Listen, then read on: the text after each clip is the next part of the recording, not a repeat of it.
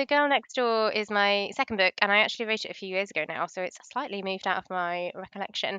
But it's essentially about what happens when a 16-year-old girl is found murdered in a small village in Essex. It's important to have that really strong sense of voice, which is very hard to teach. And to be honest, it's something that you only really recognize when you come across it. Nobody knows what you are. I was concerned about going out into the world and doing something bigger than myself until someone smarter than myself made me realize there is nothing bigger than myself. If you don't believe, nobody else is going to believe. To get something you never had, you have to do something you never did. Yes, ladies and gentlemen, welcome back to another episode from Inspyre, the Paper Trails podcast. And today I'm with a special guest today. Her name is Phoebe Morgan. She's an orphan editor. She studied English at Leeds University after growing up in Suffolk. She has previously worked as a journalist and now edits crime and women's fiction at a publishing house during the day and writes her own books in evenings. Her books have sold over 225,000 copies and have been translated into 10 languages, including French, Italian, Norwegian, Polish, and Croatian. Phoebe has also contributed short stories to Afraid of the Light, a 2020 crime writing anthology with proceeds going to Samaritans, Noir from the Bar, a crime collection with proceeds going to the NHS, and Afraid of the Christmas Lights, with all profits going to domestic abuse charities, which is amazing, to be fair. But that's obviously that's how you're, I guess, brought online. I wanted to ask, how would you describe yourself? And firstly, thank you for coming on. Thank you. It's my pleasure. I would say, yes, it's an accurate description. My main job at the moment is a publisher. I work for a publishing house in London called Hodder and Stoughton. So I work primarily on other people's crime and thriller novels during the day. And then I write my own books in the evenings and at the weekends. So I sort of juggle both careers at the same time, which is fun. It allows me to sort of see the writing and the publishing process from both sides, which I think gives me quite a unique perspective on it. Yeah. Yeah, and is it tough to kind of balance that, or how are you managing to find it? So it can be at times. With the writing process, it goes through stages. So there might be certain times of the year where I'm very busy and I'm working to a deadline for one of my next books, or several of my authors that I work with have delivered to me their manuscripts at the same time. And then there might be periods where my book is back with my editor, so I have a bit more space. So I would say it sort of goes in cycles. So it can be very busy and full on, but there can be fallow times as well.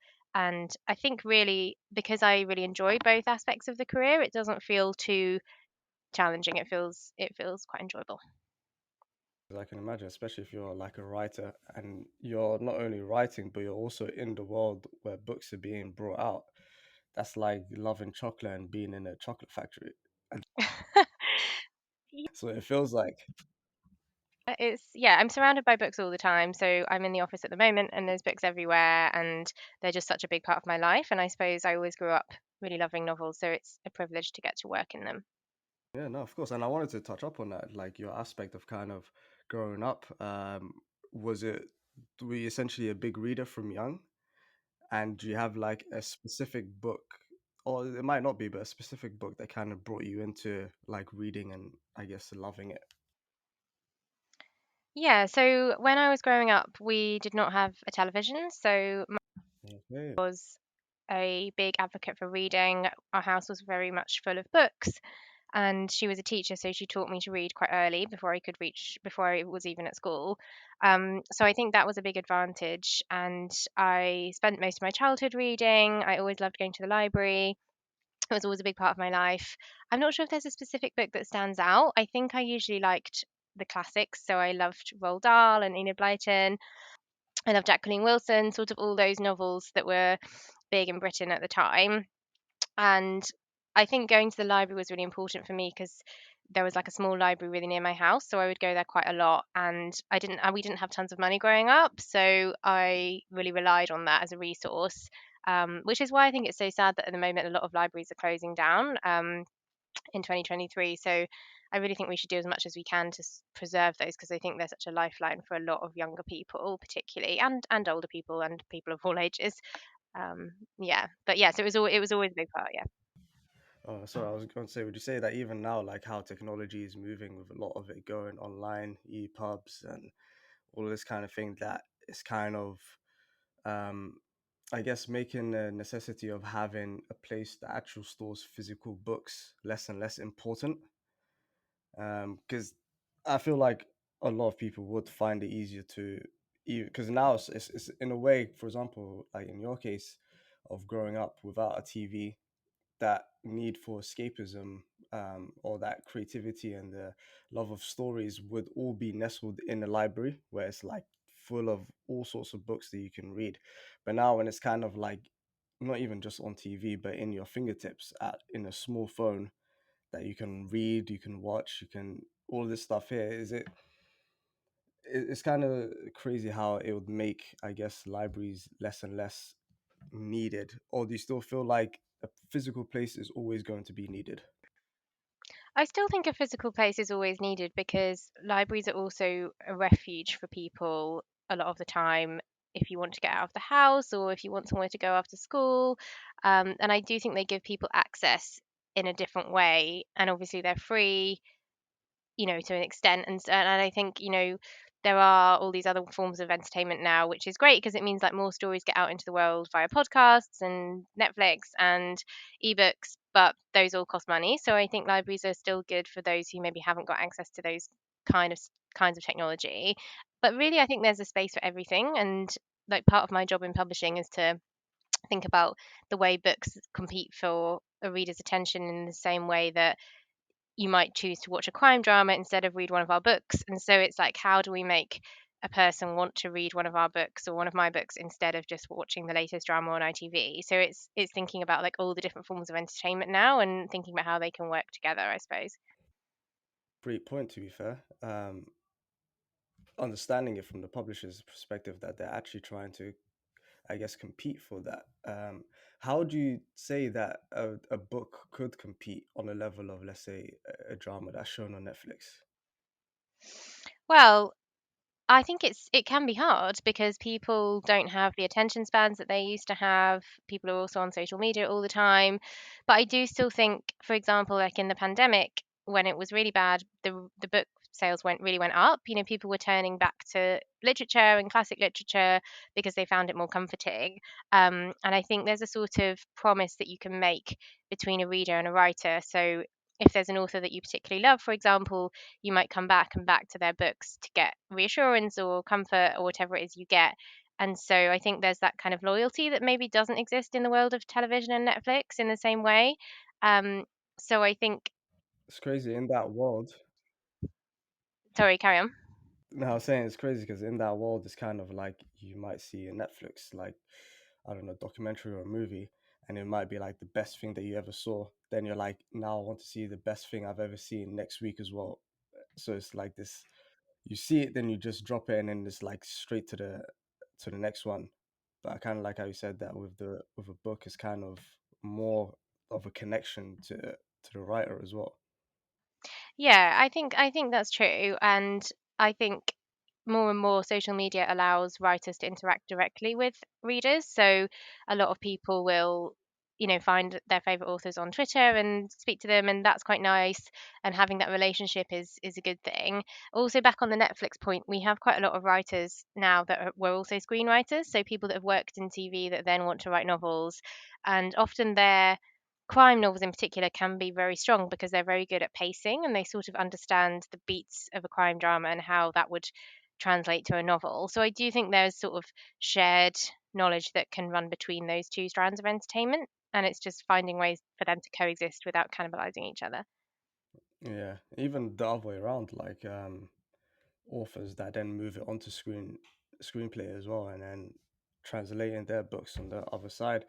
Now, I wanted to kind of touch up on a bit more about you as well, because obviously the book that we'll be sort of talking about today is a thriller book. Um, it's called The Girl Next Door. It was an amazing book, I must say. As I told you before, it was like the first time that I've actually read a proper, I would say, thriller, like crime book, because I always thought that there would be just like jump scares.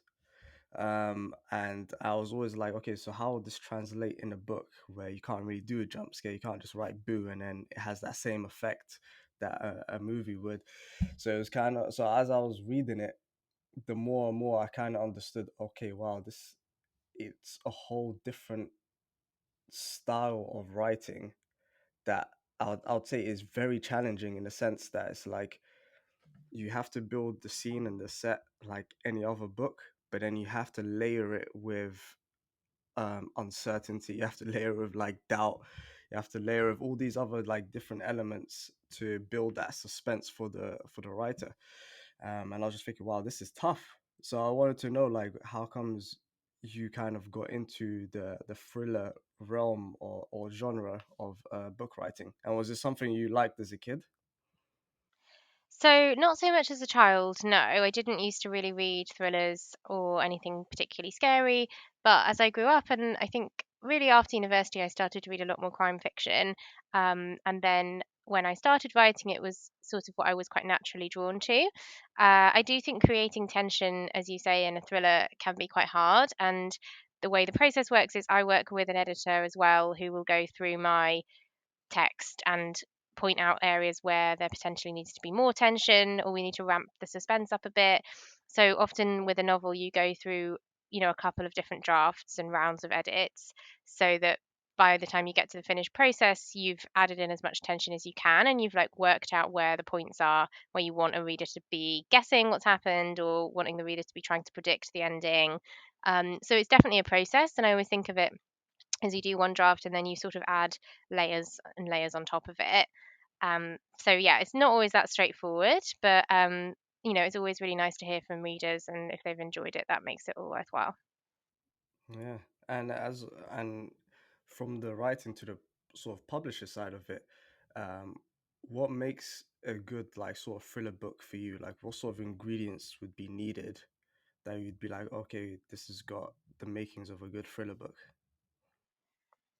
Yeah, it's a really good question, and I get asked it quite a lot by writers and agents, etc. And I think the main thing in the area that I work in, which is quite commercial fiction, so usually fiction that will sell to what we call the mass market, so we're trying to sell quite a lot of copies. Um, we need like a very good concept, so we need something that feels like a one-line pitch or an elevator pitch, they call it, which essentially means that you can sum up the book's premise in one line. So that feels quite important. It's important to have that really strong sense of voice, which is very hard to teach. And to be honest, it's something that you only really recognize when you come across it. So the way my day job works is that I get sent manuscripts from literary agents and I start reading them and decide whether to publish them or not. And you can usually tell quite quickly if the voice is there and if the voice feels original enough and you feel as though the author knows what they're doing. So I think a really strong voice, a good concept, sometimes a really strong sense of place is quite important, um, which helps give the book that sense of identity. And I think the pacing is really important as well in a crime novel. Yeah, as in the location. Yeah, yeah. Yeah. Because I think the location of your book. So before we get into the book, I just wanted to ask you if you could, I guess, describe your book in one sentence, or would that be a bit hard? Well, I should be able to. So so The Girl Next Door is my second book, and I actually wrote it a few years ago now, so it's slightly moved out of my recollection. But it's essentially about what happens when a 16-year-old girl is found murdered in a small village in Essex, and her parents become suspects. So that's a sort of one-line pitch, and yeah, it's set in a village called Ashton, which is actually where I used to live when I was very little. Which is this sort of picture perfect village in Essex, and one day, Claire, who is this sort of blonde 16-year-old schoolgirl, is found dead in a field at the back of the village called the Buttercup Fields. And she's discovered, and then the village sort of goes into turmoil because the police descend, the media descend, nobody knows what happened, and everybody starts to suspect everybody within the village. And then the story sort of hones in on her family, on her brother, and her parents, who we learn have quite a tumultuous marriage. So it's really about small towns and secrets and the way that we treat a family when a girl goes missing, and the fact that we can never really know the people that we live with. Around, yeah, because I was gonna say it, like in terms of the place as well, like it had that very picturesque kind of feel about it. It had a very like small town kind of feel where everyone knows everyone. It's like a community that everyone is around. And it was I think the kind of thing that built the suspension for me was the fact that because it was such a small town where everyone knows everyone, yet there could be a murder that happens literally next door. And that means now in this like sort of picture perfect looking area, there's someone walking at large that could kill someone, that has killed someone. And it's I wouldn't say it wasn't even like the classic like who done it kind of book. It was kind of like, oh wow, so this like kind of bursted a bubble. Um Especially when it's like just normal mums that have PTA meetings and like just literally a small town, and then but in the middle of all of that like a heinous crime has happened, and it's not even just like it's like the Claire girl that died, the teenager, like had her head like bashed in, and like it was like a proper like horrible death, I must say. Yeah, it's meant to be quite brutal and make the reader think about the fact that this could happen anywhere. Yeah.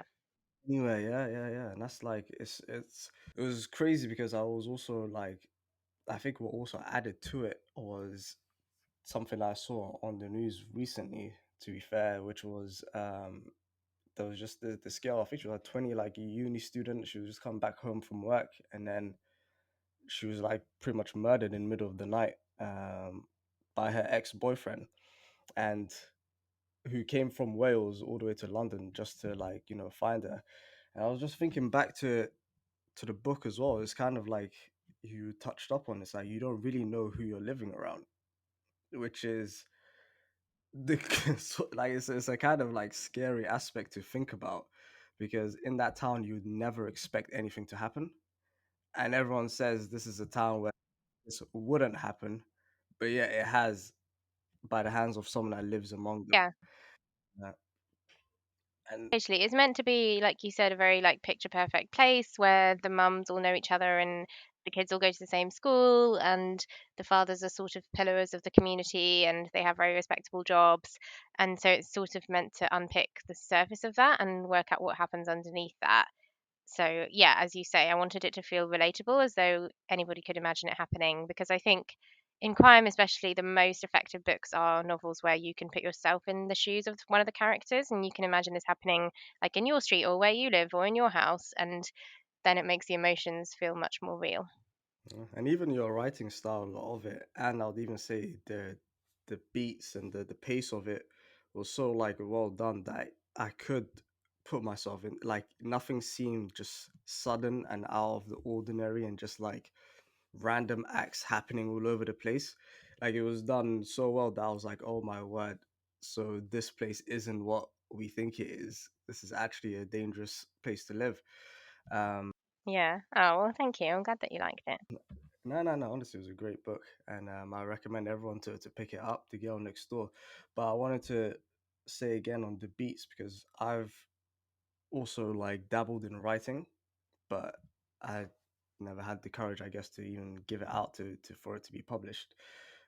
But one thing that I've realized is that the pacing can be so hard, in terms of, because you kind of like, for me personally, I just want to get straight into the fun and the action, but you also have to build up the scene, the location, who lives there, what, how the town usually functions, so you can build the premise for whenever things start happening. And I was going to ask you, how was it for you writing the pace of the book? Because obviously it starts off with there is a murder and that trails down, but then you kind of go into building the location, the set, and the characters really well. And did you have that temptation to just go straight to it, or were you kind of really patient with the build up? Well, I think that comes back to what I was saying about writers having to do multiple drafts sometimes. So I think, and often prologues can work quite well for that reason. So you can have a prologue which maybe gives you a snapshot of the main point of the thriller. So, for example, like the finding of Claire's body, and then you can sort of spool backwards and sort of work backwards through the day. So it goes through the day that she died, and that's quite a good way to introduce tension because you can sort of hook the reader in with something quite dramatic and then go backwards and sort of build the world that way. And again, I think when I work with the authors that I publish at Hodder, I often have to tell them to start their book in a different position because sometimes they start it sort of too early or too late, and it's about finding that moment where you can really bring the reader in, and then building the world around that. So I think it's really important to always think back to like what is your concept and what is the thing that's going to intrigue the reader the most, because if you think about the way people buy books, they either pick them up in bookstores and just flick through the first few pages, or they might look on Amazon and use the look inside function. But essentially, they're dealing with a lot of choice, as we said at the beginning of the podcast, and so it's important to get their attention straight away. And I think we get sent like a lot of manuscripts, as I said, and some of them will open with something that's basically just too boring, like they'll talk about being stuck in a traffic jam or the weather, and it seems quite crucial to start with something that feels interesting and that's going to serve your plot. And that doesn't always have to be like right bang in the middle of the action, like a James Bond film, but it does have to be something that is going to go on to be like a relevant part of the novel, I would say. And if you want to write, you should write. You should give it a go if it's something you're interested in. No, yeah, I am really interested. Like I said, it's a lot of it is like because I've had the first chapter just restarted so many times, because of I guess finding the right sort of I guess position to start off, because I do kind of want to sort of build the world, but in a way not drag it out too long that someone that doesn't really care about it would be like, okay, cool. Like you said, essentially people read it like the first few pages and then they're like, okay, I'm not really for this one. This isn't really for me. So it's kind of just, it's like that first chapter. Um, and I feel like asking you the ideal way to start a chapter is too broad. But if you could sort of just say a few points on what would be a good way to start, that would be really helpful.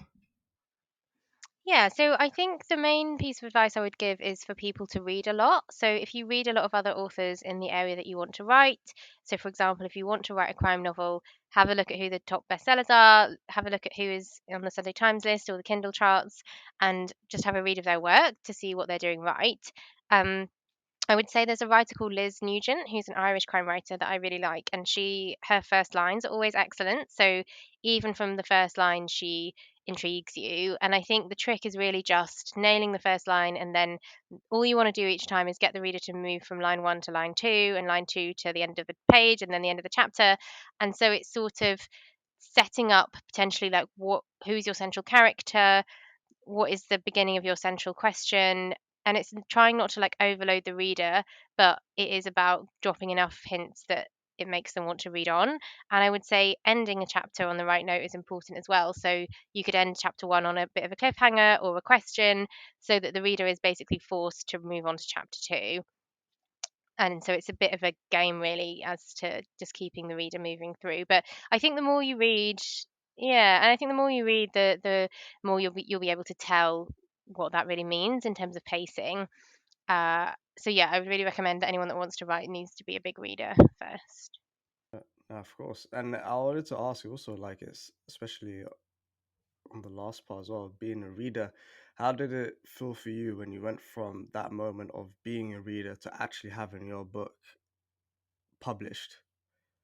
And now, like, other people are reading you went from like the reader to the author. How was that little journey and that transition like for you? Yeah, so I suppose for me, my first book was published in 2017, so quite a while ago now, which was a book called The Doll House, which was published by HarperCollins. And as I said, I've had four since then, and I have one more next year. And I think, to be honest, I've kind of got used to it, which is something I never thought I would say because before I got published, I really wanted to be published, and it was a dream of mine. So I feel very lucky that it's come true. But before I got published, I did deal with quite a lot of rejection, which I think is really important to say because it's very common in the writing process. So I sent the book to lots of agents who didn't want to represent it. And then when I did get an agent, she sent it to lots of publishers that didn't want to publish it.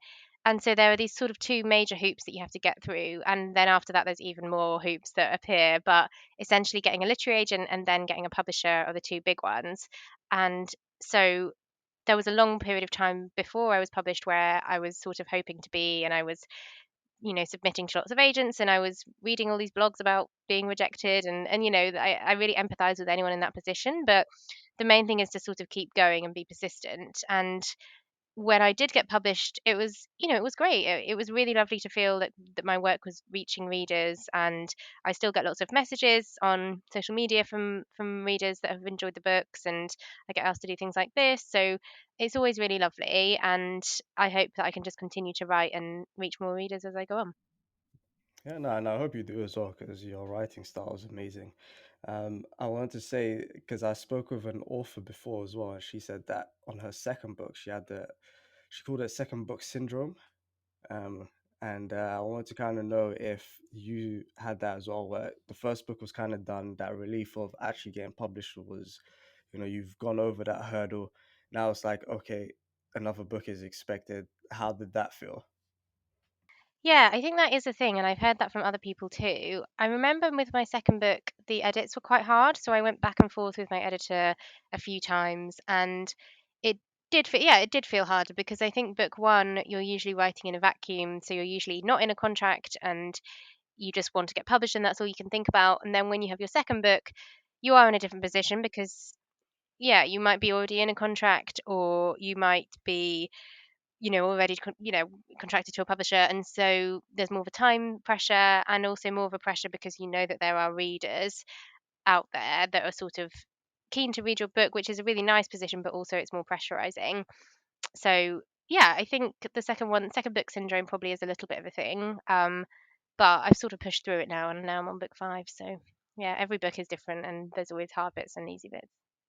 No, of course. And do you sort of feel like when you're writing a book at a certain point, you're like, okay, let me not overthink it, let me not second guess myself, and let me just make sure, I just put it out without having to overlook it, overthink it. Obviously, that's what you have editors for as well, to kind of help you through that. But a lot of it is it just kind of you going, okay, this is what I've done. Let me just push it out there. Yeah, I think definitely with the first draft. So a book is usually about 80,000 words for commercial crime. So it varies from between about 80 and 100,000 words. And I think with a first draft, I don't really plot very much. I just sit down and I start writing, and I usually have the gem of an idea, or I have a scene in my mind or some characters in my mind. And then I force myself to start writing. And then you get to like 20,000, 30,000, and you feel like it's going well. And then you sort of like hit a wall, and then it's a hard bit, and then you get to like 60,000, and it gets better. So like it's like anything. It's like running a marathon. What do you usually like do once you hit that wall? It's hard. Um, I think sometimes I have like a little break from it and I just put it down for a bit. Other times I just really force myself to keep writing and just write anything, like even if it's only 200 words or 500 words, just keep going. Sometimes if there's a particular bit where I feel stuck, I might skip a few chapters and start writing a bit towards the end. Or if there's a scene that I do know how to write, I might write that scene instead. And I don't think you always have to write in a linear way if you're writing a novel. I think it's fine to jump around and then piece it together at the end. Yeah, no, because even like going back to sort of the thriller writing aspect of it is like the other reason why I found it difficult, and I was kind of asking about if you did hit a wall, because it was because like when you're writing it and you're trying to make sure no one is following the scent of the person that you don't want them to guess that it is, and then just kind of giving little breadcrumbs to like, okay, it could be him, it could be her, it could be this guy. So it's like, how do you manage to, in a thriller aspect, keep people off the trail of the main villain? And is that something quite difficult to do? It can be, and I think that's why you have to have multiple drafts. And I think it's good to show it to a couple of people before it goes anywhere else. So get them to see, ask people that you feel comfortable around to read it and see if they guess who the killer is. And it's important, I think, to have more than one suspect in a crime novel. So I think if you've only got one person, it it makes it too obvious for the reader. So I think it's important that you introduce suspicion around more than one character. Essentially, that's the best way of doing it. No, of course, and that's like I said, I can't really talk about more in depth as to who I thought it was and all of this stuff here because just in case it is a spoiler, and I want everyone to basically read it and to find out who it is essentially for themselves. Because a lot of the time, sometimes you even forget about the killer in a way. You kind of think more about the world that you've built and kind of how wild it is and how almost sadistic the people around there are and how selfish they are and how um and you're kind of more sometimes you're more focused onto that, like, oh wow, these people don't really even like each other yet they have to be around each other and all of this kind of stuff. And I was wondering, did you get a lot of those inspirations from like your daily life and things you've seen? Or Um, No, there's nobody as bad in my life. But I think, like I think if you're a writer, you always observe things. So I always write little notes in my phone if I see things that feel interesting. So little descriptions like that I sometimes draw on. And like I said, Ashton is a real place. So I think I based some of the village, like there really are these beautiful buttercup fields at the back of the village, which in the spring and the summer they're just like full of these beautiful yellow flowers. And so I was trying to think of what would be a horrible juxtaposition with those flowers would be a dead body in the middle of them. So I think there are definitely parts of from real life that you do draw on. Um, and yeah, I think the main thing is if you want to be a writer, it's just being open and being able to observe the world around you and taking inspiration where you can. so I just wanted to kind of ask to sort of also wrap it up, it- what you've got coming up, and is there a second part to this book? Because I feel like it was kind of left in a way that I want some justice. You know? So no, I kind of like to leave my books a little bit open-ended, which I know not everybody likes. Not all of my Amazon reviews are positive, but I like to think that these characters sort of become real to the reader and that they go on to sort of exist in the reader's head and the reader can I mean, I like to tie things up to an extent, but I like there to be a couple of loose threads that the reader can then imagine. In terms of another book, there's not going to be a follow-up to The Girl Next Door, but I do have another novel coming out in 2024. It will be out next summer. It's called The Trip, and it's about four friends who go on holiday to Thailand only to find that someone from their past has caught up with them. So it's a thriller. I think it's really fun. It's definitely a summer read. It's very much a holiday read. It's set on the beaches in the city in Bangkok and in Thailand on the islands.